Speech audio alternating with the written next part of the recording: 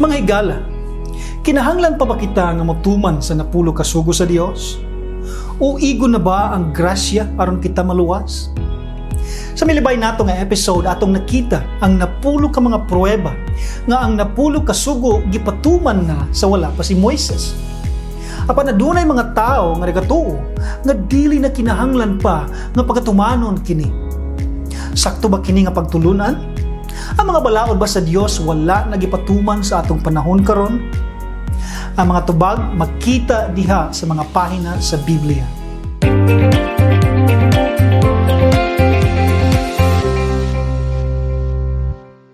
Daghang mga Kristiyano karon ang nagatudlo nga ang napulo ka sugo sa Dios dili na ipatuman sa atong panahon o aduna sila'y mga pagpamatuod niini.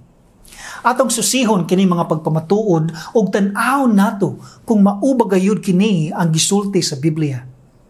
Aniya ang 5 ka mga kumon nga pagsupak batok sa pagtuman sa napulo ka sugo sa Dios.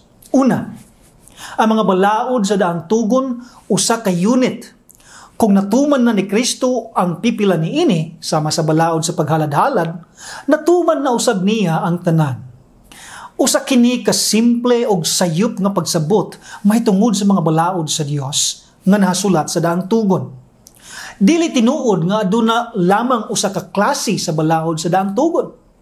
Adunay nagkalain-laing klase sa balaod sa daang tugon sama sa mga balaod moral, sibil ug seremonyal. Dili sakto nga ibutang silang tanan sa usa lamang ka kategorya. Ang Biblia mismo nagpamatuod niini sa naunang sulat sa taga-Korinto, kapitulo 7, versikulo 19. Ang sirkonsisyon walay bili, o ang dili sinirkonsidahan walay bili, kundili ang pagbantay sa mga sugo sa Dios.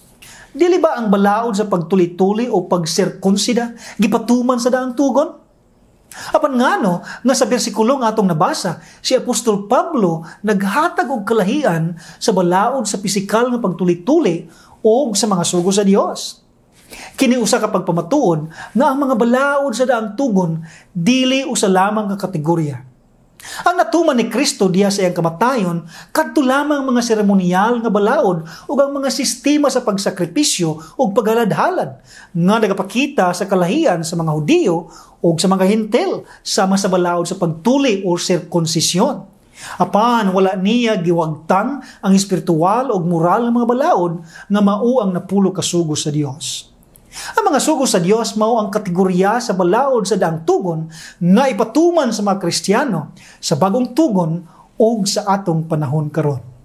Ikaduha, ang mga balaod sa daang tugon wala gibugna sa Dios aron mahimong universal nga balaod alang sa tanang katawhan sa tanang panahon.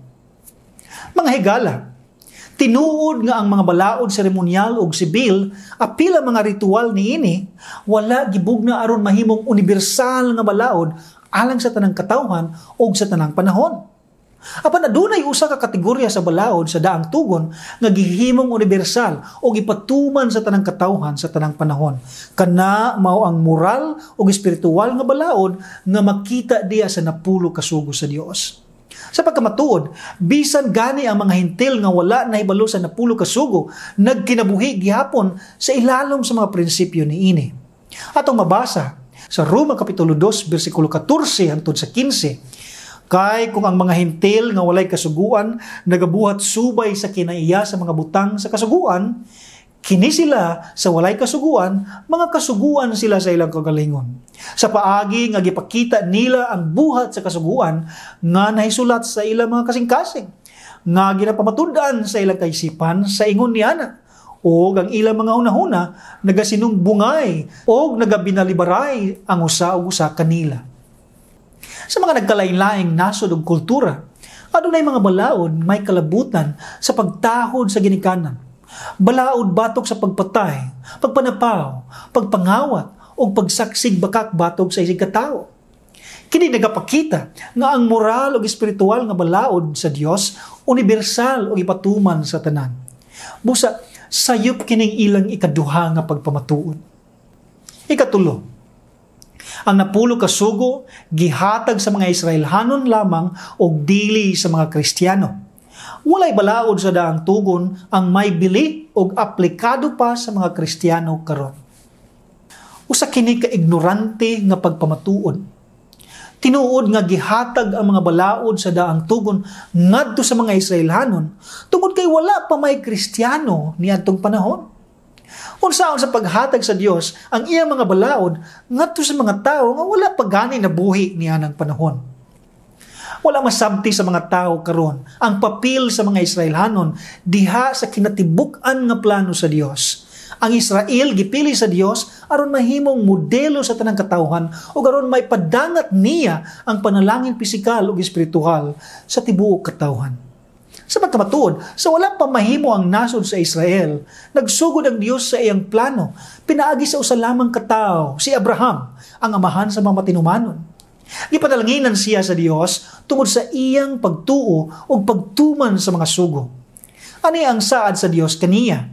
Sa Genesis 26, versikulo 4. O pagapadaghanon ko ang imong kaliwatan, ingon sa mga bituon sa langit, o gigahatag ko sa imong kaliwatan kining tanan nga mga yuta, o ang tanang mga nasod sa yuta, mapanalanginan diha sa imong kaliwat. Apan ngano nga siya man ang gipili? Unsa man ang espesyal diha kang Abraham? Versikulo 5. Kay nagpatalinghog si Abraham sa akong tingog, o gibantayan niya ang akong tulamanon, ang akong mga sugo, ang akong mga pamatasan, o ang akong mga balaod. Ani apay tagna sa Dios may tungod kang Abraham. Kapitulo 18, versikulo 18 sa Genesis. Sanglid si Abraham, mamahimo gayud nga usa ka dako ug malig-on nga nasod, ug diha kaniya panalanginan ang tanang mga nasod sa yuta. Apan ngano na usab? Unsa ba gayud ang espesyal kaniya?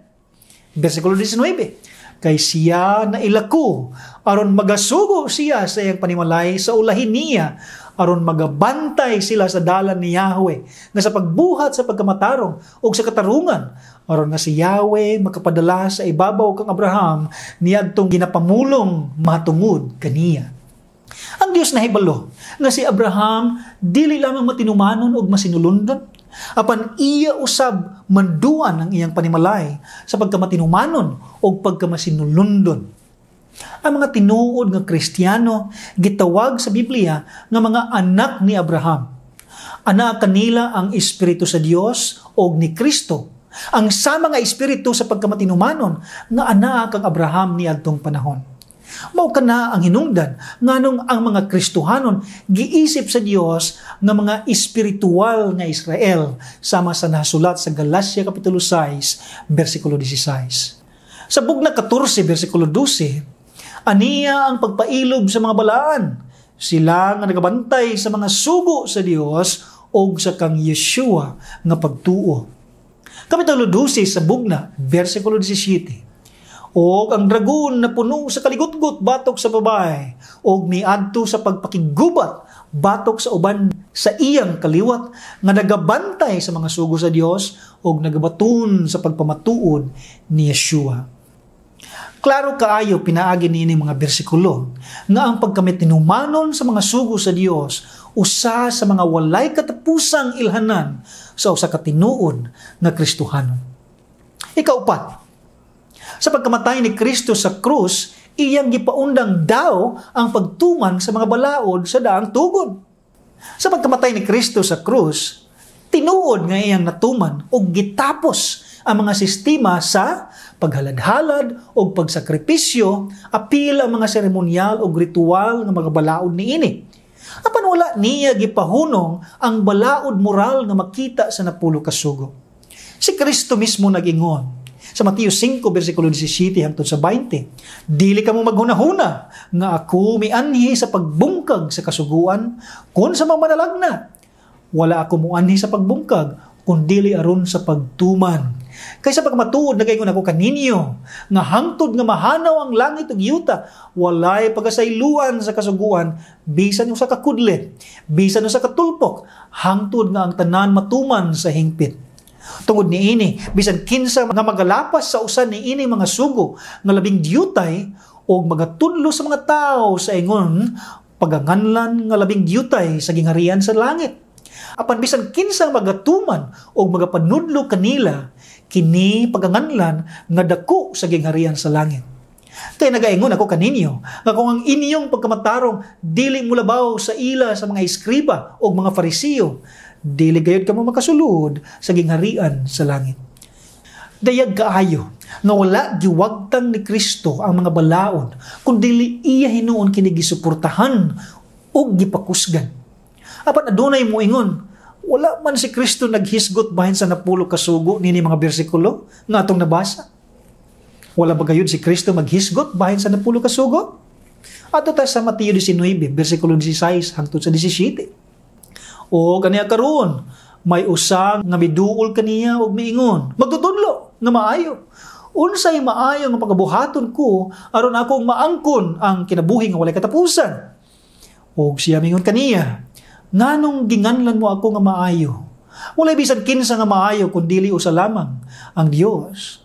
Apan kung buot ka mosulod sa kinabuhi, bantayi ang mga sugo. Kung imong ipadayon sa pagbasa, atong makita nga si Kristo naghisgot gayud mahitungod sa 10 kasugo. Ikalima, ang mga Kristiyano sa karon daw ana sa ilalom sa balaod ni Kristo ug dili na sa balaod sa daang tugon. Tinuod nga ang mga Kristiyano wala na sa ilalom sa mga seremonyal o mga balaod sa paghalad-halad. Apan sila kitang tanan anaa sa ilalom sa moral o espiritual nga mga balaod nga gihatag sa walay lain kun dili ang Dios sa daang tugon nga mao'y nahimong Kristo Jesus o Yeshua Messiah sa bagong tugon. Katong naghunahuna nga ang balaod ni Kristo mao ang magaan nga bersyon sa mga balaod sa daang tugon, wala na hibalo sa iyang gisulti. Ang mga balaod ni Kristo natingob diha sa duha kasugo lamang, ang paghigugma sa Dios o paghigugma sa isig katao. Kining duha mao ang pinakadakong sugo sumala ni Kristo. Apan dili but pasabot nga ilabay na ang 10 kaya aduna nay duha. Kung imo gayud susihon, makatuman lamang kita sa duha kadagkong sugo kung atong tumanon ang 10. Ang unang 4 ka mga sugo nagapakita sa atong paghigugma ngadto sa Dios. O ang katapusang 6 ka mga sugo nagatudlo kanato og unsaon sa paghigugma sa atong isig katao. Hinumdumi, si Kristo mao gihapon katong Dios nga naghatag sa 10 ka sugo ngadto kang Moises ug sa mga Israelhanon og wala siya nagbag-o og sugo. Sa mga sulat sa Hebrehanon kapitulo 13 bersikulo 8, si Yeshua mao sa gihapon ang sa kagahapon og karon uo og sa walay katapusan.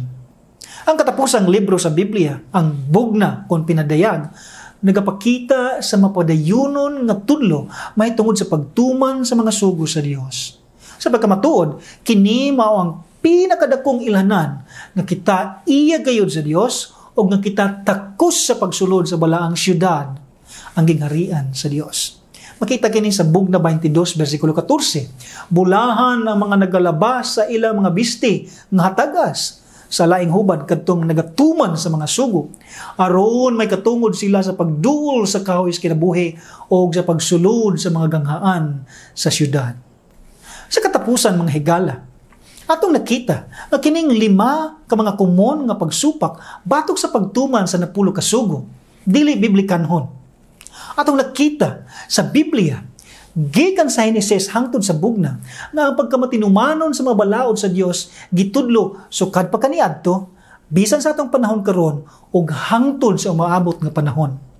Samtang kita naluwas tungod sa grasya sa Dios, pinaagi sa atong pagtuo, ang Dios, si Yahweh, nagsugo kanato sa pagkinabuhi nga matinumanon, subay usab sa mga ehemplo nga gipakita sa atong manluluwas nga si Yeshua. Busa dili kita mutuo dayon sa mga tudlo sa uban nga wala nahibalo sa sakto nga tudlo sa Biblia. Hinuon, magmapadayonon kita sa pagtuon sa mga pulong sa Dios o sa pagpangayo og kaalam espirituhanon aron atong masabtan ang sakto nga mga tudlo sa balaang kasulatan. Kini si Ruel Campos og hangtod sa sunod na usab nga pagtulunan dinhi sa biblicaltruths.tv.